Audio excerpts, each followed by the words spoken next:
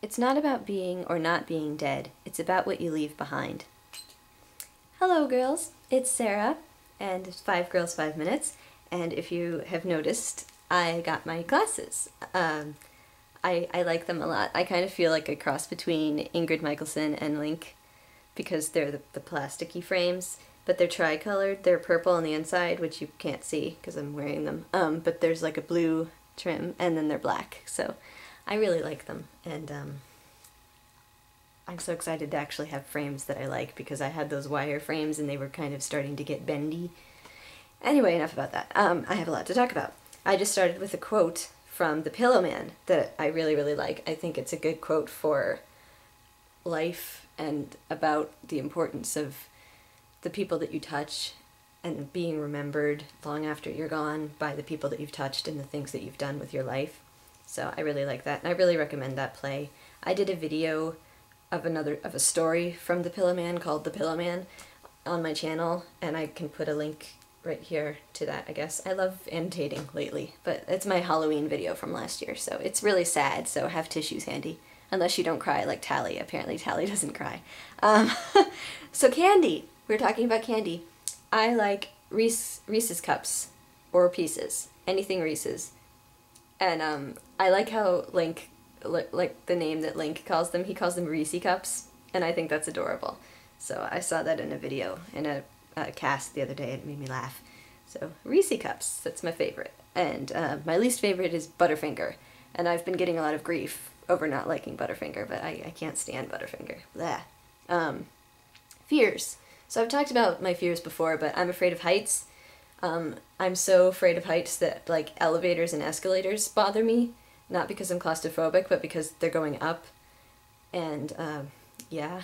And, like, when I went to California, we drove up to, like, the high mountains part, close to the Hollywood sign.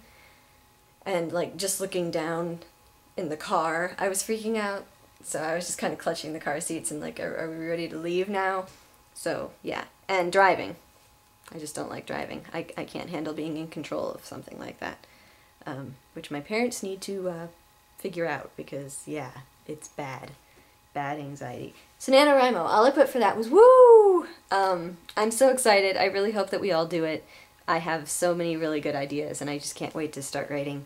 I need to work on my book cover today. I saw that Tara has her book cover up. Speaking of that, I will put a link in the doobly-doo to my NaNoWriMo if you want to become a writing buddy. Because I think we should be writing buddies and we can help each other. We could have like a little 5 Girls, 5 Minutes help thing. It's really fun, trust me. Tattoos.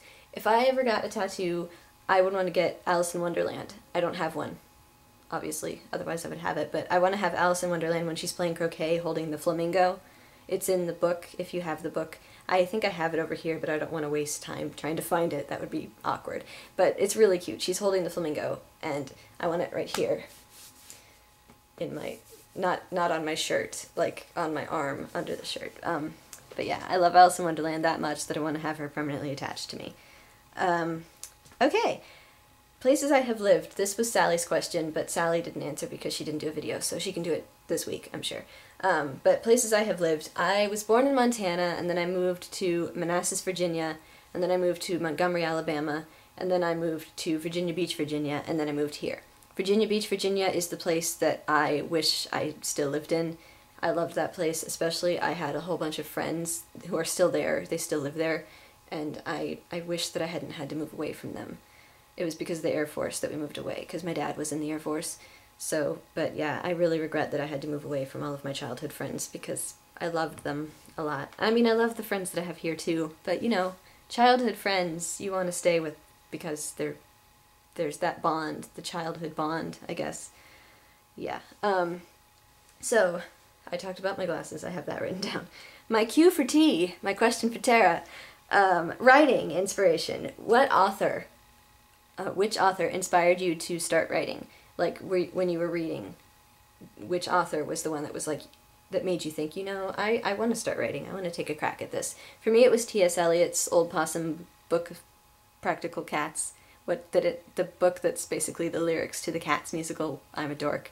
But, yeah, I read the poems about cats by T.S. Eliot, and it made me start writing.